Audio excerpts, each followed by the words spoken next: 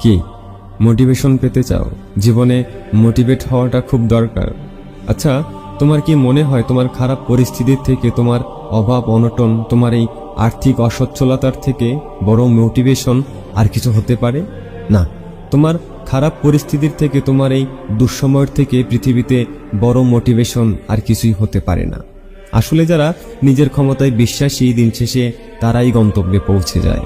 তোমাকে বলবো, তোমার যন্ত্রণাকে তোমার মোটিভেশন করো, তোমার দুঃসময়কে তোমার মোটিভেশন করো, কারণ এর থেকে বড় মোটিভেশন আর কিছুই নেই।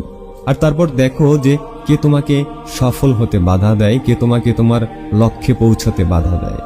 মনে রাখবে, ধীর সর্বদা সেই পথ অনুসরণ করে যা সহজ মনে হয়।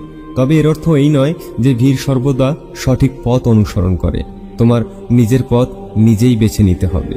হ্যাঁ, তোমার নিজের পথ তোমাকে নিজেকেই তৈরি করে নিতে হবে, কারণ তোমার চেয়ে ভালো কেউ তোমাকে চেনে না, তোমার চেয়ে ভালো তোমাকে আর কেউ জানে না। তাই ভিড়কে অনুসরণ না করে ভিড় থেকে বাহিরে বেরিয়ে আসো, কেননা তোমার বাকি পথটা তোমাকে একাই পাড়ি দিতে হবে।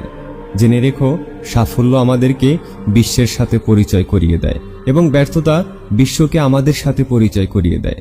তোমার ভেতরে যদি হেরে যাওয়ার ভয় থাকে, তাহলে কখনোই জেতার আশঙ্কা করো না, কারণ সূর্যের মতো হতে হলে রোজ তোমাকে সূর্যের মতো উঠতে হবে, সূর্যের মতো করে উঠতে হবে, আর এটাই নিয়ম। তাই সূর্যের মতো পুড়ে তোমার চারপাশটা আলোকিত করার চেষ্টা করো। যখন দেখবে মানুষ তোমার উপর রাগ করতে শুরু করেছে, মানুষ তোমাকে নিয়ে সমালোচনা করছে, কানাকানি করছে, তখন বুঝবে যে তুমি সঠিক পথেই আছো, তুমি তোমার সঠিক গন্তব্যেই আছো। তাই কান কথায় কান দিয়ে তুমি তোমার জ্ঞান থেকে সরে যেও না। পরের পরামর্শকে প্রাধান্য দিয়ে তুমি কখনো তোমার নিজের সিদ্ধান্তকে অবহেলা করো না, কারণ পৃথিবীতে বিবেকের থেকে বড় আদালত আর কিছুই থাকতে পারে না। তোমার আশা এমন হওয়া উচিত যা তোমাকে গন্তব্যে নিয়ে যাবে, তোমার গন্তব্য এমন হওয়া উচিত যা তোমাকে জীবনযাপন করতে শেখাবে, আর তোমার জীবনযাপন এমন হওয়া উচিত যা তোমাকে সম্পর্কের মূল্য বুঝতে শেখাবে, এবং সবশেষে সম্পর্কটা এমন হওয়া উচিত যা তোমাকে এটা মনে রাখতে বাধ্য করবে। তাই তোমার ভিতরে সাহস রাখো, সেই মুহূর্তটাও আসবে।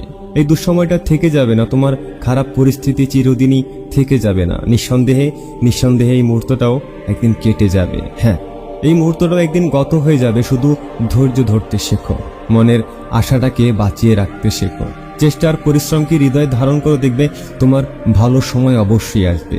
প্রিয় বন্ধু, তোমাকে বলবো, জীবনে সফল হতে চাইলে কথা বলার থেকে শোনার অভ্যাসটা গড়ে তোলো। হ্যাঁ, জীবনে সফল হতে চাইলে কথা কম বলার থেকে কথা শোনার চেষ্টাটা বেশি করো, কারণ তুমি হয়তো এটা আগেও শুনেছ যে জ্ঞানীরা সবসময় কথা কম বলে আর কাজ বেশি করে, তাই তারা সফলও হয়ে যায় আর অন্যের থেকেও সবসময় সামনে এগিয়ে থাকে।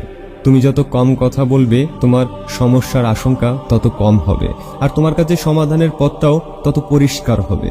মনে রাখবে, লক্ষ্য মানুষের সাহসের পরীক্ষা নেয়, আর যারা ঢেউয়ের ভয় থাকা সত্ত্বেও নৌকা পারাপার হয়, যারা ঢেউয়ের কোনো তোয়াক্কা না করেই নৌকায় উঠে যায়, দিন শেষে সেই মানুষটাই কিন্তু গন্তব্যে পৌঁছাতে পারে।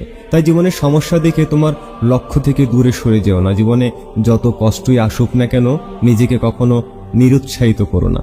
মনে রাখবে, সূর্য যতই প্রবল হোক না কেন, সূর্য কখনো সাগরকে শুকিয়ে ফেলতে পারে না।